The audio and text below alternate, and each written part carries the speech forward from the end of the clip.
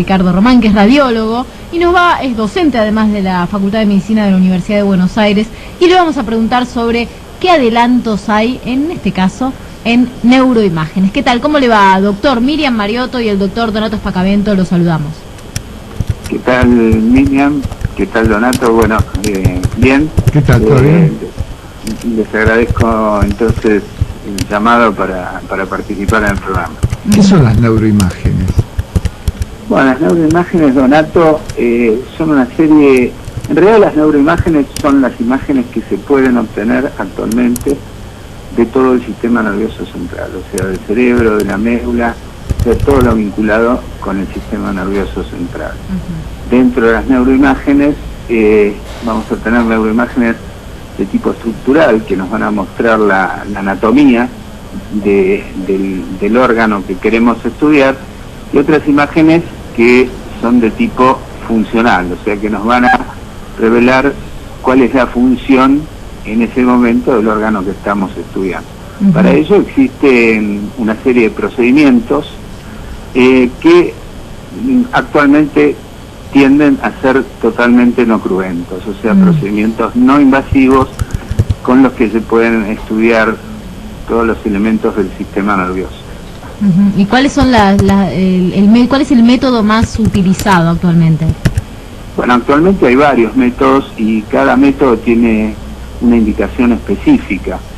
Los más frecuentes son la resonancia magnética, la tomografía computada, el ultrasonido también es de utilidad para ver estructuras cerebrales y para ver los vasos del cuello, por ejemplo, los vasos cerebrales. También hay prácticas de medicina nuclear que también son extendidas y de utilidad. Los rayos X vendrían a ser, digamos, la base sobre la cual se fueron elaborando con el tiempo todos los procedimientos de neuroimagen. ¿Y qué diferencia hay entre la tomografía computada y la resonancia magnética? Bueno, la tomografía computada se basa en radiación X, o sea, en rayos X. El equipo de tomografía computada emite rayos X para obtener una imagen de una determinada región del cuerpo, y esos rayos X son radiaciones ionizantes, o sea que son radiaciones que deben ser manejadas con cuidado y a dosis adecuada para no provocar un daño al paciente. La resonancia magnética no utiliza radiaciones ionizantes, sino que utiliza un campo magnético, generalmente un campo magnético alto, y luego la exposición al paciente de señales de radiofrecuencia, como serían las señal de radiofrecuencia de una FM, por ejemplo. ¿Y para qué se usa uno en general, no? La tomografía computada, ¿qué se ve mejor en la tomografía computada? Por ejemplo, se ve mejor, uno supone, los huesos, los órganos, los tejidos, digamos que... La tomografía computada tiene una serie de indicaciones actualmente, porque la tomografía computada su desarrollo fue anterior al de la resonancia magnética. En una época era, digamos, el elemento más importante en el diagnóstico neurológico. Después, poco a poco, la resonancia magnética la fue reemplazando o realmente complementando.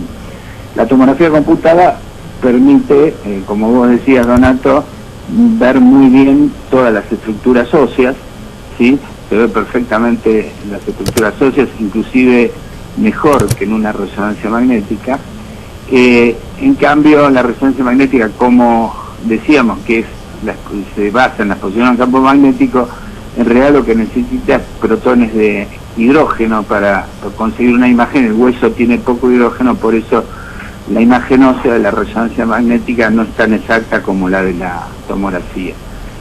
Otro proceso que es muy importante en la tomografía es en la emergentología, y sobre todo en el cuadro de los accidentes cerebrovasculares, llamado ACV, en el cual la tomografía computada permite descartar rápidamente si un ACV es isquémico o es hemorrágico. Y los pacientes muchas veces tienen resquemor a realizarte este tipo de estudios porque no saben, le voy a preguntar si es un mito o es una verdad que puede haber algún tipo de complicación o que no es bueno realizarse este tipo de estudios. ¿Son totalmente inocuos estos métodos?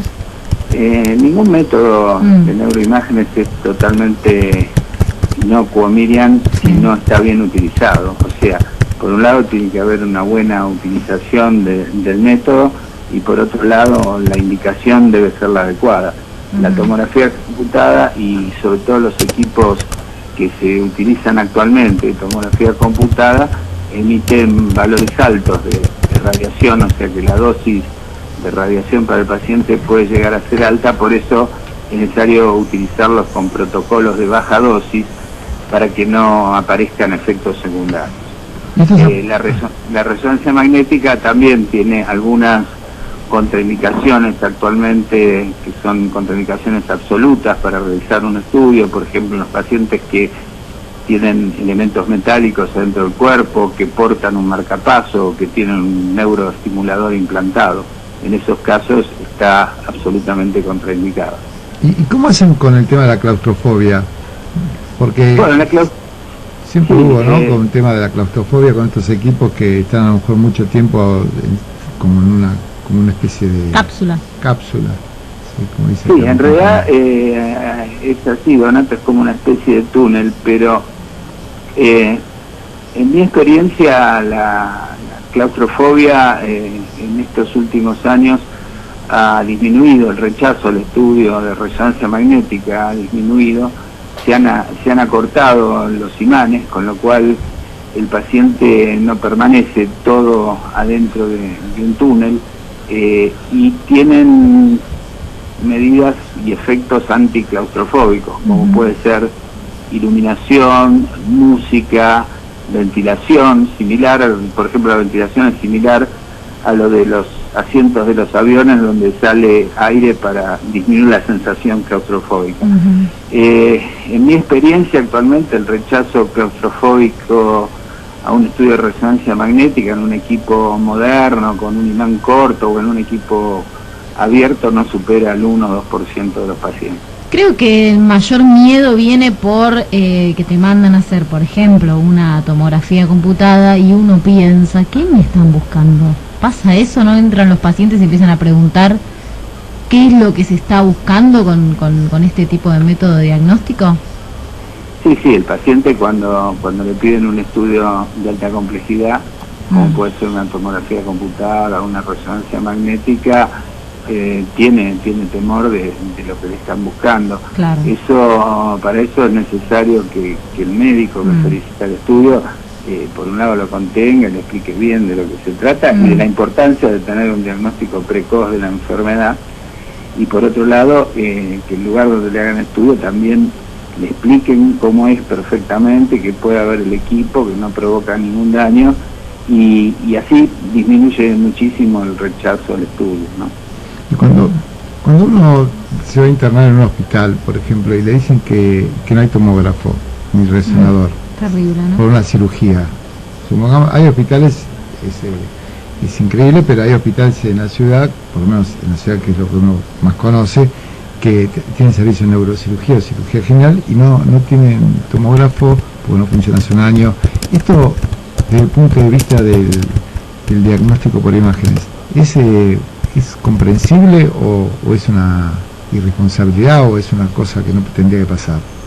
No, la verdad, Donato, que no tendría que pasar. Hoy por hoy, en un hospital de alta complejidad, como son los hospitales de la Ciudad de Buenos Aires o los grandes hospitales de la provincia de Buenos Aires, la tomografía computada es casi una herramienta imprescindible como para que puedan funcionar unos cuantos servicios como neurología, neurocirugía, traumatología, cirugía general, ginecología, porque si no hay que pensar en derivar al paciente, llevar al paciente en una ambulancia a otro lugar donde haya un tomógrafo, obtener el estudio, volver al hospital base, o sea que es una complicación y eso a su vez implica un riesgo para el paciente. Doctor, le agradecemos mucho esta comunicación con nosotros, seguramente lo vamos a seguir molestando en otros programas.